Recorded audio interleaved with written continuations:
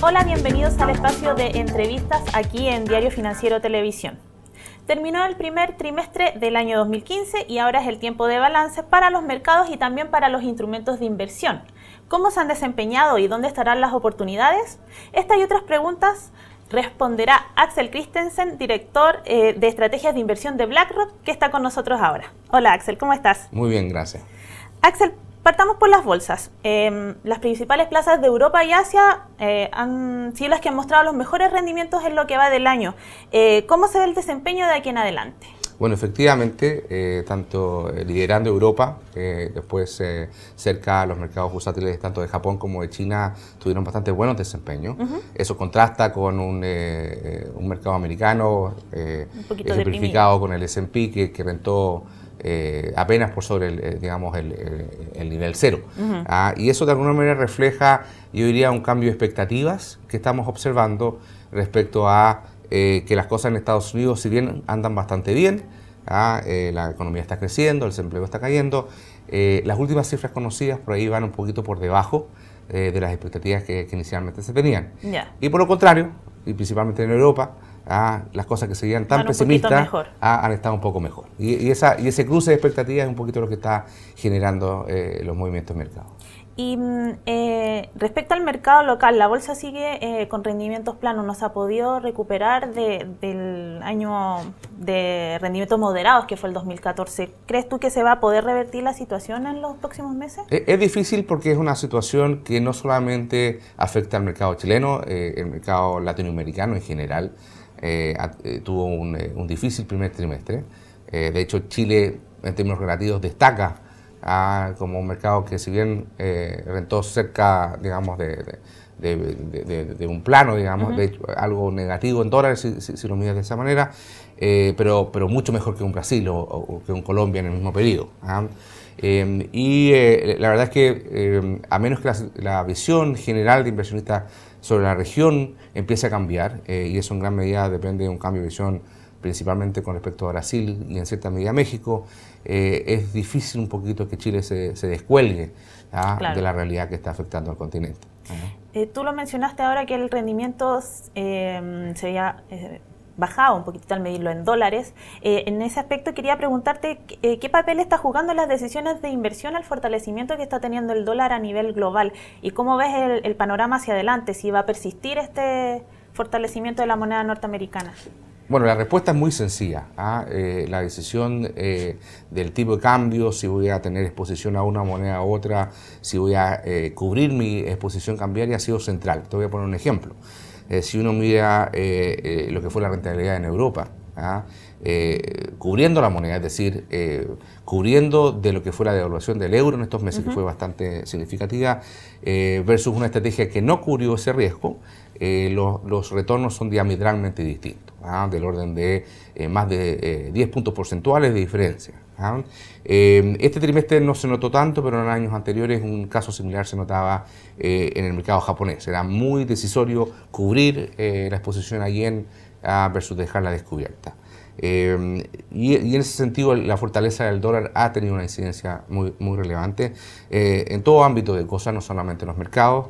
Vemos que con una Reserva Federal que ya empieza a mirar un camino de vuelta a la normalidad de tasa de interés, posiblemente esa fortaleza del dólar se mantenga y siga incidiendo, como ha sido hasta ahora, en el retorno de muchas plazas bursátiles. Respecto a la renta fija, quería que me comentaras más o menos cómo la habías visto en este inicio de año y también qué va a pasar hacia adelante con el inminente alza de las tasas en Estados Unidos.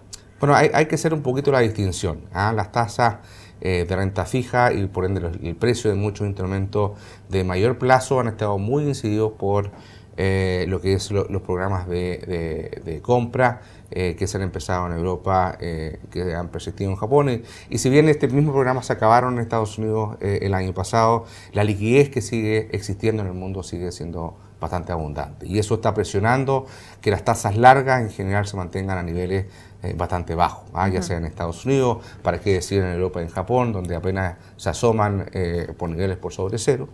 Entonces, los retornos de la renta fija por el lado del cupón de la tasa de interés siguen siendo bastante bajas y pensamos que van a permanecer así. La gran pregunta es que si van a seguir bajando las tasas de interés o van a empezar a reaccionar frente a la decisión de la Reserva Federal.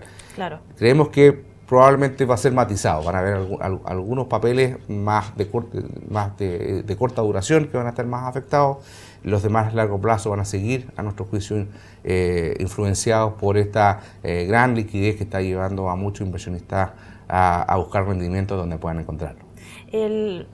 Cuando llegue el alza de tasa de la Fed, igual va a haber un movimiento de los flujos de inversión y los analistas, los expertos pronostican volatilidad en los mercados financieros. ¿Cómo ves tú este panorama a la hora de invertir? No, por cierto, efectivamente uno de los factores principales que va a incidir en un aumento de volatilidad en los mercados va a ser el cambio de escenario de tasa de interés en Estados Unidos. Ya sea porque empieza a poner un poco más atractivo de lo que había sido en el pasado lo que son los instrumentos de renta fija, porque empiezan a, digamos, la renta a través de la tasa de interés empieza a mejorar, pero también tiene una incidencia, como ya mencionábamos, en las monedas, y por lo tanto muchos inversionistas, sobre todo aquellos que están mirando a mercados emergentes, van a estar mucho más cautos por el impacto que la devaluación de moneda por digamos, la fortaleza del dólar les puede incidir. Así que efectivamente el cambio en el patrón de tasa de interés en Estados Unidos va a generar un escenario bastante volátil.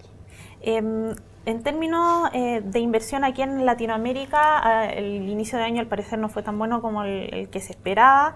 ¿Tú ves oportunidades de inversión en la región? ¿En qué mercados serían y en qué instrumentos? Bueno, va a depender, es bastante digamos, específico a ciertas oportunidades. Hay algunos países, como el caso del mercado mexicano, que están más sincronizados con el ciclo económico de Estados Unidos. Y si bien el mercado bursátil mexicano no está a niveles suficientemente bajos para hacerlo muy atractivo, existen otras opciones, por ejemplo, proyectos de infraestructura que estamos empezando a ver que salen de México, que a nuestro juicio son bien interesantes. El caso de Brasil, por ejemplo, es bastante distinto. El mercado brasilero fue uno de los que corrigió fuerte durante el primer trimestre, en torno a 15% en dólares. Y si bien el entorno macroeconómico sigue siendo bastante desafiante, en el caso de Brasil, y político también. Político, económico, efectivamente, estamos empezando a ver algunos inversionistas que tienen la capacidad quizás de mirar a un plazo mayor en cuanto a horizonte de inversión, enfocándose en oportunidades específicas, no en todo el mercado, sino que en algunas oportunidades específicas, en algunos, por ejemplo, sectores exportadores. Ya. Y el resto de la región es una mezcla, en general es más un mercado de oportunidades específicas en compañías que a lo mejor han estado sobrecastigadas durante el último tiempo, más que una apuesta que todo vaya a subir, al menos en el futuro más cercano. ¿Y en Chile cuáles serían esas apuestas específicas, por ejemplo? No es muy distinto quizás a lo que te mencionaba respecto a Brasil. También exportador. El sector exportador con lo que ha sido la corrección del peso frente al dólar ha permitido ganar en competitividad.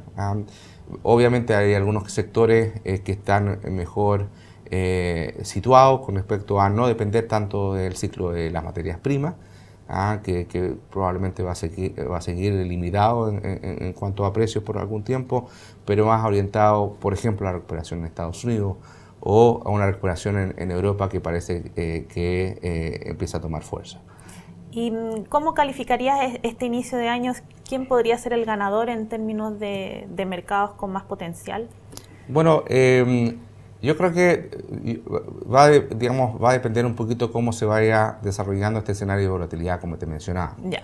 En un escenario más volátil, en general, las estrategias que son un poquito más enfocadas a ingresos más estables, pensemos en compañías que en general pagan altos dividendos, suelen digamos, tener un mejor desempeño en ese escenario. Por lo contrario, si predomina lo que hemos visto durante el primer trimestre, un cambio de expectativas de algunas economías, como es el caso de Europa, más que la volatilidad, probablemente el deseo de participar en ese crecimiento va a predominar y en ese caso creemos que Europa y mercados asiáticos, como hemos visto hasta ahora, van a llevar la delantera. Esas serían las recomendaciones de inversión de BlackRock. Entonces. Así es. Ok, Axel, muchas gracias por darnos este completo panorama de inversión para este año y hacer la revisión del trimestre. Perfecto. Muchas gracias. Bueno, yo me despido y los dejo invitados a la próxima entrevista aquí en Diario Financiero muy pronto. Hasta luego.